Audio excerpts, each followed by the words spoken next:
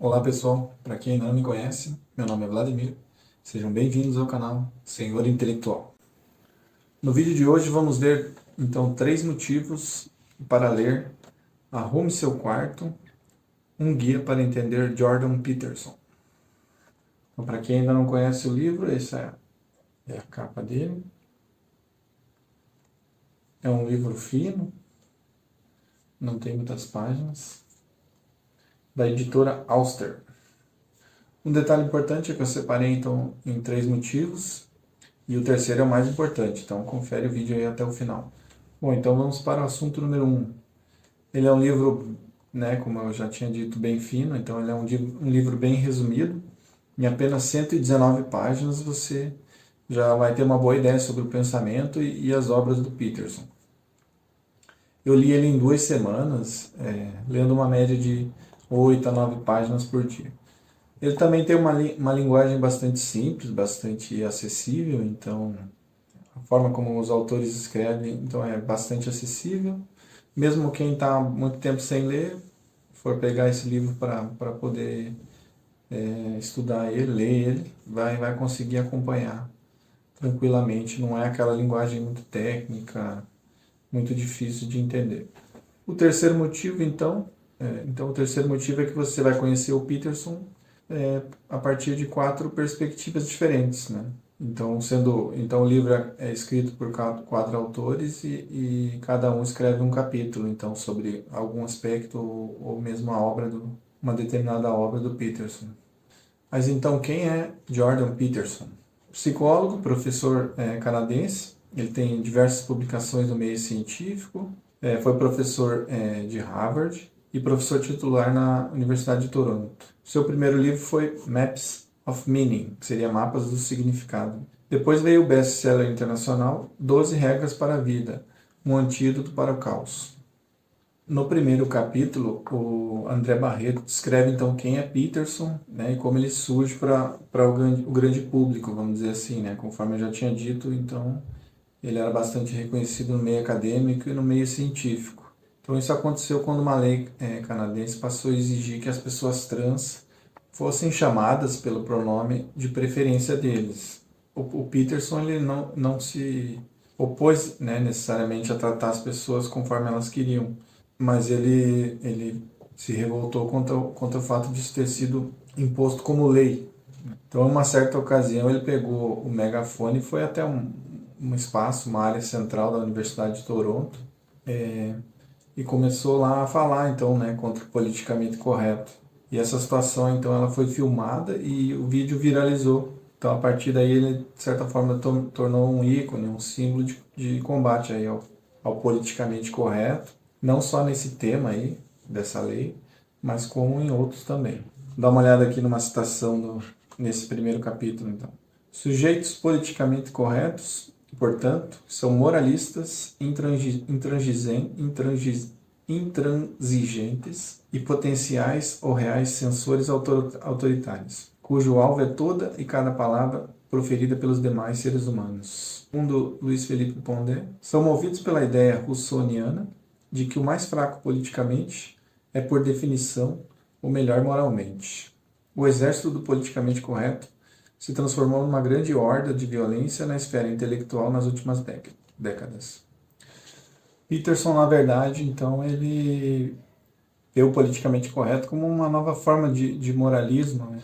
Já no segundo capítulo, o Thomas Perrone traz então um panorama geral sobre o primeiro livro de Peterson. No livro ele traça uma série de conhecimentos de ordem psicológica, biológica, simbólica e religiosa, com a intenção de certa forma, de encontrar uma nova representação da vida, seja sobre como nós se relacionamos com nós mesmos, com os outros ou com Deus, que seria o divino, né?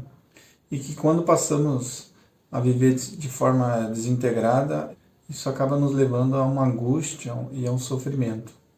O propósito da vida humana, se é que pode falar assim, é buscar o sentido das coisas, é estender o domínio da luz da consciência. Apesar das próprias limitações, aquilo que tem sentido acontece na fronteira entre a ordem e o caos. A busca pelo sentido expõe gradualmente o indivíduo ao reino do desconhecido, Isso permite que ele se desenvolva, desenvolva a própria força e a própria capacidade adaptativa de modo proporcional à seriedade de sua busca. Já então no terceiro capítulo, Francisco Scorsin então fala sobre o best-seller, né, do Peterson, Os 12 Regras para a Vida. Então ele relembra ali a história, né, de que esse livro ele acabou nascendo de quando o Peterson organizou seu primeiro livro, né, que é aquilo que a gente falou agora no capítulo anterior, que era o Mapas do Significado. Então ele acabou percebendo que havia uma certa ordenação na vida e que sem essa ordenação acabamos sendo lançados no caos. Quando perguntado por um site sobre as coisas mais importantes que todos deveriam saber, o Peterson ele respondeu, vamos dizer assim, com uma lista de 42 regras. E destas ele acabou tirando 12 que se tornou o tema do livro. Ele mesmo define o seu livro como autoajuda, mas não é daquelas autoajudas, né, docinhas que a gente está acostumado, então ela é uma autoajuda que nos dá uma chacoalhada para a realidade. É mais direta e reta, e como o André Barreto comentou lá no primeiro capítulo, que chamou de autoajuda com porrada. Algumas porradas. Eu vou falar então quais são as 12 regras, de forma bem objetiva, aí, sem explicá-las, porque não vai dar tempo e não é o tema do vídeo de hoje. Regra 1. Costas eretas, ombros para trás. A 2. Cuide de si mesmo, como cuidaria de alguém sob sua responsabilidade. 3. Seja amigo de pessoas que queiram o melhor para você. Regra 4. Compare a si mesmo com quem você foi ontem, e não com quem outra pessoa é hoje. 5. Não deixe que seus filhos façam algo que faça você deixar de gostar deles. 6. Deixe sua casa em perfeita ordem antes de criticar o mundo. 7. Busque qual é o significado e não o que é conveniente. 8. Diga a verdade, ou pelo menos não minta. 9. Presuma que a pessoa com quem está conversando possa saber algo que você não sabe. 10. Seja preciso no que diz. 11. Não incomode as crianças quando estão andando de skate. E a 12. Acaricie um gato ao encontrar um na rua.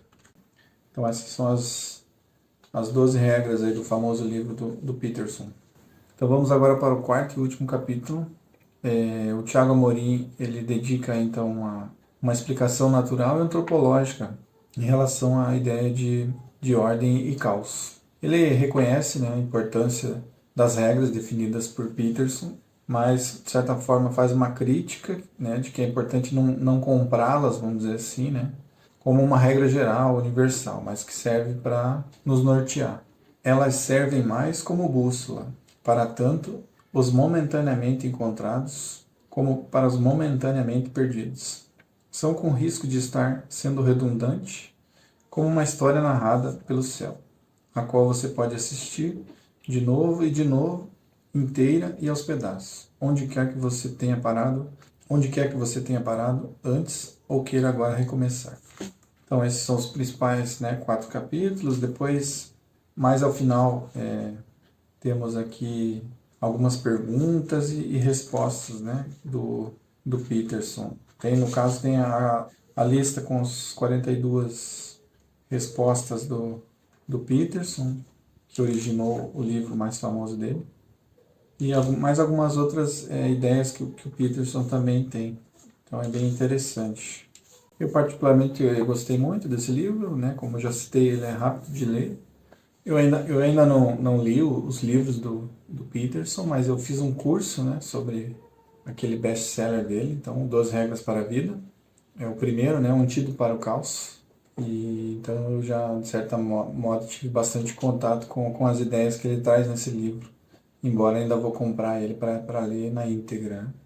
E mais recentemente aí ele lançou, de certa forma, uma segunda versão aí do 12 Regras para a Vida. E esse segundo eu tenho aqui, ainda não li, mas tenho. Esse daqui é 12 Regras para a Vida, Para Além da Ordem, né? Então o primeiro era Um Antídoto para o Caos e esse era esse é o Para Além da Ordem. Talvez eu leia esse, ou compre o primeiro para ler o primeiro, depois esse. E na sequência, com certeza, também vou trazer aqui uma análise sobre esse livro. Esse já é um pouco mais denso, deve ter umas 270 páginas, mais ou menos. Então, para quem já viu falar sobre Jordan Peterson e quer, de repente, ter uma introdução, né, sobre as obras dele, esse livro é bem interessante. Então esse era o conteúdo que eu queria trazer para vocês hoje. Esse vídeo não deixa de curtir, porque isso ajuda a impulsionar o conteúdo e a motivar também, né, o meu trabalho aqui. Considere também se inscrever no canal. Compartilhe também conteúdo com outras pessoas que gostam desses assuntos aí de livros, de análise de livros. Lembrando também que eu também estou no Instagram e no Facebook. Um grande abraço a todos, fiquem com Deus. Tchau, tchau.